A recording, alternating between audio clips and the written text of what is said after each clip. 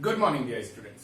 सो इस लेक्चर में बेसिकली हम लोग जो डिस्कस करने जा रहे हैं वो डिस्कस करने जा रहे हैं an overview of a cells के बारे में। यानी सेल्स के बारे में तो हम लोग स्टडी कर ही रहे हैं, हालांकि इस जगह पे जो डिस्क्रिप्टिव फॉर्म पर स्टडी हम लोग करेंगे वो स्टडी करेंगे about the outer envelope, cytoplasm, ये सब के बारे में।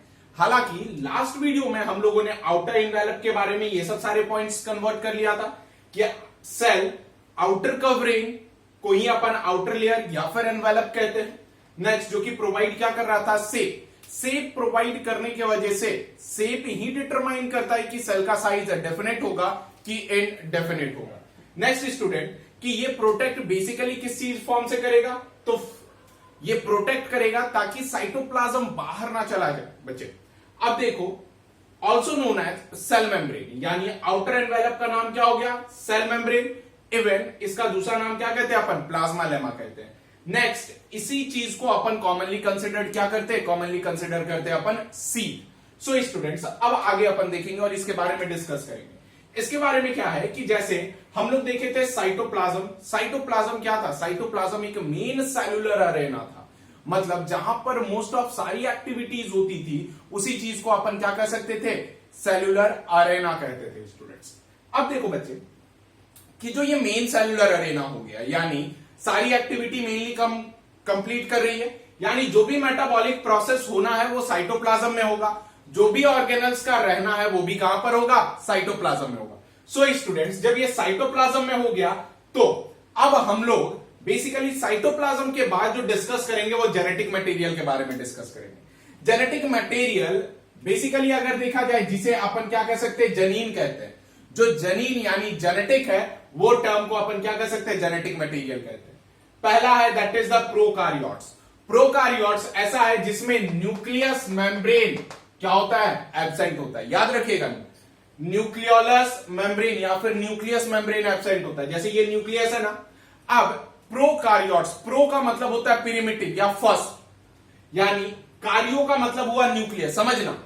प्रो का मतलब प्रिमिटिव, कार्यो का मतलब न्यूक्लियस, जिसका प्रिमिटिव न्यूक्लियस होगा। प्रिमिटिव न्यूक्लियस का मतलब जो डेवलप होने से पहले, यानी बच्चा है, फिटस है। फिटस का मतलब आप समझो कि भ्रूण, तो जो भ्रूण है वो प्रिमिटिव है, यानी अभी मैच्योर नहीं हुआ है। उसी चीज को अपन क्या कह सकते हैं, प्रिमिटिव न्यूक्लियस कहते हैं, दैट इज प्रोकारियोट्स कहते हैं, जिसमें न्यूक्लियोलस मेम्ब्रेन क्या होता है स्टूडेंट्स, एब्सेंट होता है। और जिसका जीएम यहां पर मैं मेंशन किया हूं, ये जीएम का मतलब होता है जेनेटिक मटेरियल, ना कि जनरल मैनेजर। क्या मतलब होता है, जेनेटिक मटेरियल। अब ये जेनेटिक मटेरियल कहां पर फ्लो हो रहा होता है, साइटोप्लाज्म पे रह रहा होता है। अब देखो इसका न्यूक्लियस मेम्ब्रेन या न्यूक्लियर मेम्ब्रेन एब्सेंट हो गया, यानी ये जो ब्लैक वाला है ये एब्सेंट है। तो बेटा देख जेनेटिक मटेरियल क्या हो गया, फ्री हो गया ना, तो वो क्या करेगा, इस साइटोप्लाज्म पर फ्लोट करता रहेगा। वही मैं यहां पर लिखा हूं कि genetic material flow over cytoplasm. और जब ये जेनेटिक मटेरियल साइटोप्लाज्म के ऊपर फ्लो कर रहा होगा तब इसी चीज का नाम अपन क्या देंगे, न्यूक्लियोइड देंगे। न्यूक्लियोइड का मतलब कि न्यूक्लियस के जैसा दिखने वाला, किसके जैसा, न्यूक्लियस के जैसा दिखने वाले को अपन क्या कहेंगे, न्यूक्लियोइड कहेंगे। अब बात करते हैं अपन यूकारियोट्स। यू का मतलब होता है एडवांस, यू का मतलब क्या हो गया, एडवांस। कार्यो का मतलब हो गया न्यूक्लियस, यानी जिसके पास एडवांस न्यूक्लियस होगा उसे यूकारियोट्स कहेंगे, जिसमें न्यूक्लियर मेम्ब्रेन प्रेजेंट होता है। इवन जेनेटिक मटेरियल न्यूक्लियोलस होता है जो प्रेजेंट हुआ, और इसके पास होता है क्रोमोसोम, जिसे शायद आई थिंक रंग सूत्र कहते हो आप लोग। क्रोमोसोम प्रेजेंट होता है और इसी क्रोमोसोम के ऊपर क्या होता है, जनीन होता है। इसी के ऊपर क्या प्रेजेंट होता है, जनीन प्रेजेंट होता है। सो प्रोकारियोट्स और यूकारियोट्स के बिहाफ पे जेनेटिक मटेरियल आपको क्या हुआ होगा, क्लियर हुआ होगा। अब हम लोग जो डिस्कस करने जा रहे हैं वो डिस्कस करने जा रहे हैं ऑर्गेनल्स के बारे में। ऑर्गेनल्स मोस्टली जो होते हैं स्टूडेंट्स वो तीन टाइप के होते हैं। तीन टाइप में सबसे पहला जो होता है, ऑर्गेनल्स को हमेशा हम लोग क्लासिफाई किस बेसिस पे करते हैं, तो मेम्ब्रेन के बेसिस पे करते हैं कि मेम्ब्रेन कितना प्रेजेंट है। मेम्ब्रेन अभी हम लोगों ने बात किया कि ये आउटर कवरिंग है, उसी चीज को क्या कहते हैं अपन, मेम्ब्रेन कहते हैं। जैसा अगर देखा जाए, पहला ए मेम्ब्रेनस, यानी जिसमें मेम्ब्रेन एब्सेंट हो। याद रखिएगा, जो टर्म ए किसी भी वर्ड से पहले लिया जाता है उसे अपन एब्सेंट कंसीडर करते हैं, यानी उसमें प्रेजेंट नहीं होता है, उसे ए मेम्ब्रेनस कहते हैं। जिसमें मेम्ब्रेन एब्सेंट हो गया, एग्जाम्पल है इसका राइबोसोम और सेंट्रियोल। एनसीईआरटी में आप देखिएगा चैप्टर नंबर 8 में राइबोसोम्स की क्या गुजराती है और सेंट्रियोल की क्या गुजराती है। राइबोसोम वो है जिससे कि प्रोटीन बनता है। प्रोटीन बनने की वजह से ये बहुत सारे एसेंशियल काम और बहुत अच्छे अच्छे वर्क करने में राइबोसोम इंपॉर्टेंट रोल प्ले करता है। इवन हमारे जेनेटिक मटेरियल को आगे ट्रांसमिट करने के पीछे भी राइबोसोम ही इंपॉर्टेंट रोल प्ले करता है। Next that is the centriole. Centriole क्या होता है, ये डिवाइड करने में काफी ज्यादा इंपॉर्टेंट रोल प्ले करता है। अब सेकंड आता है single membrane. Single membrane example आता है that is Golgi complex, vacuoles और लाइसोसोम्स। क्या आता है, गोल्गी कॉम्प्लेक्स, वैक्यूल्स और लाइसोसोम्स, मतलब कि इसके पास एक ही लेयर प्रेजेंट होता है, यानी पूरे सेल पर सिर्फ बाहर में जो है वो एक ही लेयर प्रेजेंट होता है। अब थर्ड आता है that is double membrane. Double membrane का मतलब कि जो उसका आउटर इनवेलप होगा वो डबल लेयर का होगा, यानी 2 लेयर का होगा, यानी 2 membrane found on outer envelope. Example क्या है, पहला एग्जांपल है माइटोकॉन्ड्रिया, दूसरा एग्जांपल है प्लास्टिड और तीसरा एग्जांपल है एंडोप्लाज्मिक रेटिक्यूलम।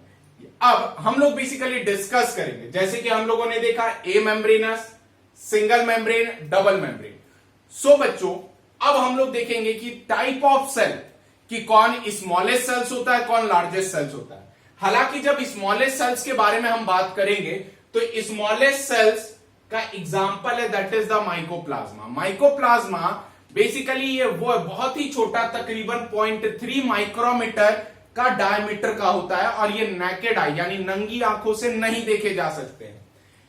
माइकोप्लाज्मा का दूसरा नाम है पीपीएलओ, जिसका फुल फॉर्म है प्लूरो। प्लूरो टर्म लिया गया है लंग्स से। किसे लिया गया है, लंग से। Pleuro pneumonia. न्यूमोनिया आप जानते हो, न्यूमोनिया एक ऐसी बीमारी है जो लंग्स में होती है, जो सांस की नली में काम करने में और सांस लेने में बहुत ही परेशान करती है। ये भी लंग से एसोसिएटेड है, यानी प्लूरो न्यूमोनिया लाइक ऑर्गेनिज्म। और ये एक फैमिली है किसकी, SARS, जिसे अपन सीवियर एक्यूट रेस्पिरेटरी सिंड्रोम कहते हैं। और ये पीपीएलओ जो है बेटा, ये कहीं ना कहीं ऐसा कहा जाता है और ऐसा माना जाता है कि ये भी कोरोना का फैमिली में है। क्यों, क्योंकि कोरोना वायरस भी सांस में होने वाले परेशानी को प्रमोट करता है और पीपीएलओ भी सांस लेने में परेशान करने वाले डिसऑर्डर्स लीड करते हैं। सो स्टूडेंट, अब हम लोग डिस्कस करेंगे लार्जेस्ट सेल्स के बारे में। नाउ, जैसा कि हमने देखा स्मॉलेस्ट सेल्स, अब हम लोग देखेंगे लार्जेस्ट सेल्स के बारे में। लार्जेस्ट सेल्स वो क्या चीज है, एनिमल में होते हैं एग ऑफ ऑस्ट्रिच, यानी जिसे अपन अंडे कहते हैं। एग ऑफ ऑस्ट्रिच क्या होता है, ये आइसोलेटेड सेल्स होते हैं। क्या होते हैं ये, आइसोलेटेड सेल्स होते हैं। अब जरा कैसे ये आइसोलेटेड सेल्स होते हैं ये अपन डिस्कस करेंगे। आइसोलेटेड सेल्स, अब जरा देखो ये क्या चीज है, ये आइसोलेटेड सेल्स है। आइसोलेटेड सेल्स को जरा गौर से आप देखोगे तो ये जनरली क्या है कि ये पूरा का पूरा एटमॉस्फेयर से कैल्शियम कार्बोनेट, ये क्या चीज है बेटा, ये कैल्शियम कार्बोनेट है। कैल्शियम कार्बोनेट से डिफ्रेंशिएटेड है, लेकिन इसके अंदर सेल सिर्फ एक है। अगर जब आप इसे ओपन करोगे तो यहां पे आपको येलो कलर का मास बॉडी दिखेगा और ये येलो कलर का मास बॉडी क्या रहेगा, यॉक रहेगा। क्या कहलाएगा, ये यॉक कहलाएगा, जिसके अंदर सेल्स बेसिकली क्या हो सकते हैं, ग्रो हो सकते हैं और फाइनली फॉर्म हो सकते हैं। आप भी अपने घर में अंडे देखें और अपने पेरेंट्स को बताएं कि ये सिर्फ किसका बना हुआ है, ये सिर्फ सिंगल सेल का बना हुआ है। सो स्टूडेंट्स, अब आगे अपन देखेंगे जिसे अपन क्या कह सकते हैं, प्लांट में। प्लांट में एक एल्गा होता है, उस एल्गा का नाम क्या है, कॉलरपा। उस एल्गा का नाम क्या है, कॉलरपा। ये एक एल्गा है जो कि लार्जेस्ट सेल्स है। Next, longest sales. Longest sales का मतलब जो सेल से लंबा होता है। लार्जेस्ट का मतलब साइज में बड़ा, लॉन्गेस्ट का मतलब लेंथ में बड़ा, यानी जिसकी लंबाई बड़ी होती है उसका एग्जाम्पल है क्या, नर्व सेल्स। क्या एग्जाम्पल है उसका, नर्व सेल्स। नर्व सेल्स में बेटा स्कैटिक न्यूरॉन होता है। स्कैटिक न्यूरॉन हमारे कमर से लेकर के पैर की टिप तक जाता है। तकरीबन ये स्कैटिक न्यूरॉन की जो साइज होती है वो तकरीबन 4.5 फीट होती है। नेक्स्ट स्टूडेंट्स, अब देखा जाए अपन किसके बारे में बात करें, टाइप ऑफ सेल्स के बारे में बात करें। जो टाइप ऑफ सेल्स होते हैं, टाइप ऑफ सेल्स ऑलरेडी आपको डिस्कस कर दिया गया था, दो टाइप के, एक पहला प्रोकार्योट्स और दूसरा क्या, eukaryotes. So student, prokaryotes, pro का मतलब क्या बोला गया था, प्रिमिटिव बताया गया था, यानी प्रिमिटिव न्यूक्लियस, यानी जिनके पास न्यूक्लियर मेम्ब्रेन एब्सेंट हो और वो डेवलप हो रहे हो, उस चीज को अपन क्या कहेंगे, प्रिमिटिव न्यूक्लियस मेम्ब्रेन कहेंगे या फिर प्रोकार्योट्स कहेंगे। Next, main members. अब इसका जो मेन मेंबर है वो मेन मेंबर कौन कौन है, पहला तो बैक्टीरिया, दूसरा साइनोबैक्टीरिया जो ब्लू कलर का होता है जिसे अपन ब्लू ग्रीन एल्गी भी कंसिडर करते हैं, और नेक्स्ट है क्या चीज, दैट इज द माइकोप्लाज्मा, और फिर जिस चीज का दूसरा नाम अपन क्या देते हैं, पीपीएलओ। पीपीएलओ का मतलब that is pleuro pneumonia like organism, जो हमने डिस्कस किया। अब इसके शेप के बारे में देखते हैं, शेप कैसा है। इसके वेरियस और मोस्टली 4 शेप होते हैं। जरा आपको समझना है कि ये 4 शेप कैसे कैसे होते हैं। पहला जो स्फेरिकल शेप का होता है जिसका नाम क्या होता है, कोकस। नेक्स्ट एग्जांपल जो होता है दैट इज स्ट्रेप्टोकोकस न्यूमोनी, यानी जो सिर्फ और सिर्फ किस शेप का होगा, स्फेरिकल होगा, एक बॉल के जैसा दिखेगा, वो जनरली क्या होगा, स्फेरिकल होगा। नेक्स्ट है स्पाइरल शेप। स्पाइरल शेप बेटा जो होता है वो कुछ इस टाइप का होता है, ऐसा रिबन के जैसा, इसे अपन क्या कह सकते हैं, स्पाइरल कहते हैं। अब ये स्पाइरल शेप रहा, इसका नाम अपन क्या देंगे, सॉरी फॉर दैट, इसे स्पाइरिलम कहेंगे, और इसका एग्जाम्पल स्पिरुलिना कहलाता है, यानी कुछ इस टाइप का आपको स्पाइरल शेप का बैक्टीरिया ऑब्जर्व होगा। थर्ड आता है कॉमा शेप। कॉमा शेप का मतलब कुछ इस टाइप में, ऐसा, जिसको साइंटिफिक टर्म पे अपन क्या कंसिडर करते हैं, विब्रियो कंसिडर करते हैं। क्या कंसिडर करते हैं, विब्रियो, जिसका एग्जाम्पल अपन क्या देते हैं, विब्रियो कॉलेरा देते हैं। क्या देते हैं स्टूडेंट, विब्रियो कॉलेरा।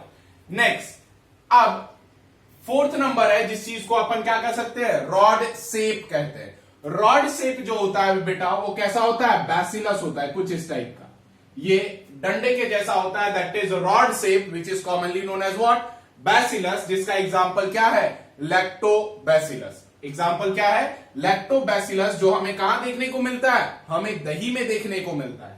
अब नेक्स्ट स्टूडेंट है साइज पे। साइज के बेसिस पे जब अपन डिस्कस करेंगे तो सबसे स्मॉलेस्ट साइज प्रोकार्योट में जो है वो डायलिस्टर न्यूमोनोसिंटस है। फिर से बोल रहा हूं, डायलिस्टर न्यूमोनोसिंटस, ये इसकी साइज तकरीबन 0.15 से लेकर के 0.3 माइक्रोमीटर तक होती है। अब लार्जेस्ट सेल्स जो होते हैं, लार्जेस्ट प्रोकार्योटिक सेल्स, ये एक्चुअल में स्पाइरिलम वॉल्यूटेंस होते हैं, जिसका साइज तकरीबन 500 माइक्रोमीटर होता है। नेक्स्ट स्टूडेंट्स, अब डिस्कवर के बारे में आपको बताया गया था कि फर्स्ट लिविंग सेल्स जो डिस्कवर्ड हुआ था वो कौन किया था। तो मैंने आपको बताया था कि जो फर्स्ट लिविंग सेल्स डिस्कवर करने वाले साइंटिस्ट थे उनका नाम क्या था, Anton von Leeuwenhoek. Anton von Leeuwenhoek ने पहला तो पॉन्ड वाटर में देखा जिसमें फ्रॉग के स्पर्म वगैरह थे। पॉन्ड वाटर के बाद जो दूसरा देखे थे वो टार्टर ऑफ टीथ्स में देखे थे। टार्टर ऑफ टीथ इसे कहते हैं स्टूडेंट्स, ये रीजन टार्टर्स कहलाता है। जैसे देख लो, ये तो रेड कलर का दिखता है, ये गम है, व्हाइट कलर का दिखा ये टीथ है, लेकिन दो टीथ के बीच वाले स्पेस को अपन क्या कहते हैं, टार्टर कहते हैं। क्या कंसिडर करते हैं, टार्टर कंसिडर करते हैं।